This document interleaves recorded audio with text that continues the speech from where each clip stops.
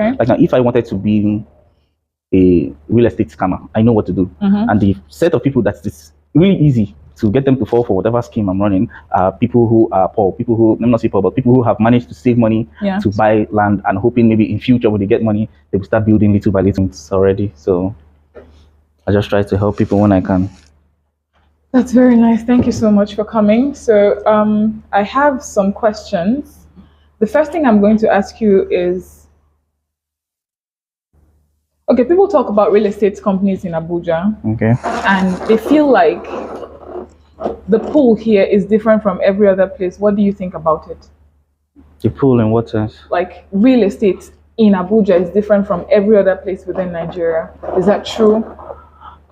No, I wouldn't say so. Okay. Definitely, real estate is real estate is the same everywhere, but each city has its own unique demand. That's right. Like we know here in Abuja, the 4-bedroom terrace is kind of like is the property that is highest in demand. Okay. I know in Owerri, it's a 3-bedroom flat. That's what's most in demand. In places like Asaba, it's 2-bedroom flat. That's mostly in demand there. When you say 2-bedroom flat, are you talking about bungalow or just like no 2-bedroom flat? Yeah, 2-bedroom block of flats with just one suspended floor in Asaba. Yeah. Then in Owerri, you have 3-bedroom with 2 suspended floors. Then we all know how it is in Onitsha. They have like 4, 5 suspended floors. So each market, each city has its own type of demand. Some of the houses you sell here and in Lagos, you can't sell them in Benin or in Owerri because there's no space. They'll tell you what's the point of having a house when I can only park 2 cars. Right. So that's what I would say about the question. It's not like there's something so special about Abuja. Every city has its own, purpose. That's good. Can you just stop the video? Let me come and see what.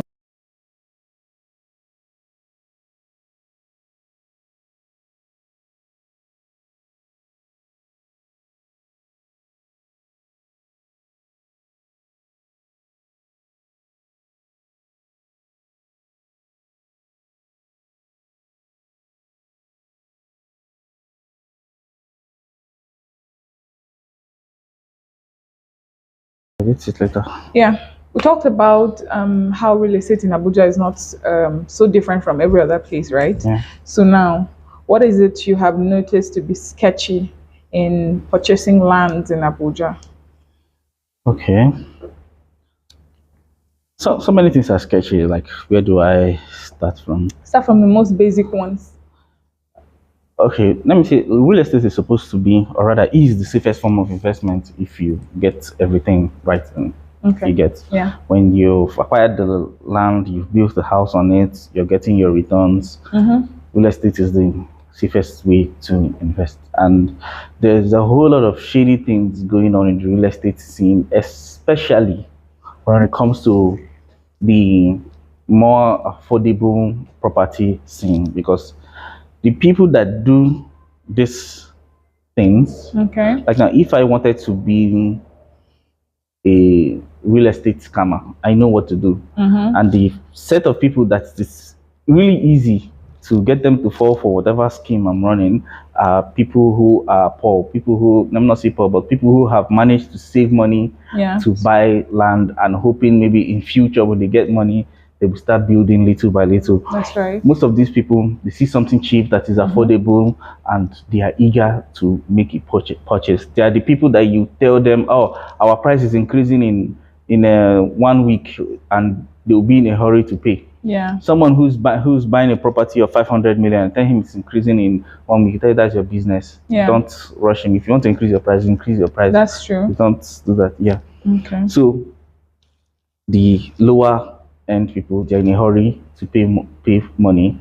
They don't really know a lot about verifying the property. Yeah. If they see fine office, sweet words, true, that's right, fence and gate in sight, your signboard is on the side, it's like it almost feels good enough. It's almost feels good enough. So a lot of them subscribe. That's true. So and that's where the whole messy things happen. in real estate. Most of it, that's where it happens. Then they have other people who are outright scammers. Okay. So now I know that you've already mentioned this this thing you just mentioned now. It entails, what you're trying to say is people should be more careful before they buy properties and all of that. Yes. And they should learn how to do their verification. Yes. Now, this verification thing, I had talked about it earlier. I think I talked about it in one video before now. I said I was going to bring clarity to it. Okay. So now that you're here, I know you have more knowledge of verification than I do. So can you just shed more light? Because I have a lot of persons who really want to know how to verify properties before they buy. I mean, people who are saving money to get properties, just like what you just mentioned. So me having to get into the whole thing of, how to verify property is really long. But to summarize it, or to, let's say, point people in the right direction, I would say, at least in this Abuja real estate scene, anybody that's telling you anything family land, just avoid it. Yeah. If it is area council or FCDA, fine. Yeah. Do your verification properly.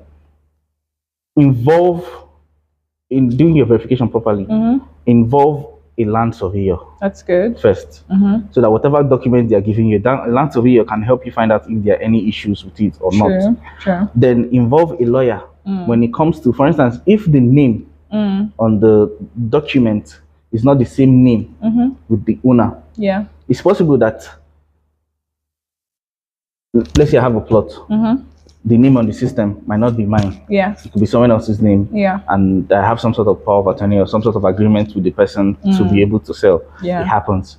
So it's the lawyer that will look into that part of it to make sure, okay, yes, it is genuine. Yeah. This Mr. A and this Mr. B are actually in agreement. Yeah. Then the land surveyor will let you know if, okay, this land, it is not on the road, it is actually exists here, but this is what use it is for. This is not, they're not selling you land that is for a train station or something like that. Yeah. You get for residential. Once you involve a good land surveyor, it doesn't have to be a good land surveyor, just a decent land surveyor that knows what to do, and a thorough lawyer. I'll say a thorough lawyer. Okay. Not lawyer that just wants to take your money. You get here. You're okay. Just consult these two people. Yeah. So now you've explained to us in clear terms what litigation search is about, right? And legal search. I mean, you did not exactly elaborate on it as we wanted, but regardless, this is litigation and legal search, right? Together, yeah? That's what it is. You're talking about lawyers and all that. So lawyers, that has to do with the legal search now. You talked about the what's it called again? Probate search too. Probate search is about trying to find out who was probed to sell a property or something like that. Oh, right? Okay. Yes, that's the part where the lawyer looks into, because someone would say, or a developer would say, yes, we are. This is the owner, but we are the ones selling it. Yeah, a lawyer will look into that. For you. Then even doing a window search with ages. The land surveyor can do that for you. Okay, that makes sense. Yeah. So you guys, before you buy land in Abuja, make sure that you go do your search. It is very, very important. Don't rush into getting any little cheap land. Affordable. Let me use the word affordable land, because they are telling you that in the next 2 weeks the prices are going to change and all that. That's really nice. Okay, so what would you consider to be the safest investment practice in real estate? I know real estate is generally safe, right? Yeah. For asset management and wealth curation, something like that, yes. But then, what is the safest form you've seen so far? Is it rental? Is it buying and flipping? Or what would you say?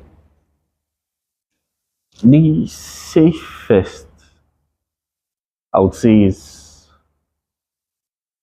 Okay, let me say the easiest is flipping. Flipping. Yes.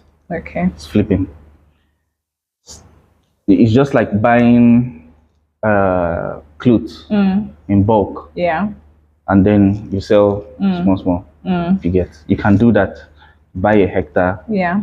Split it into little plots.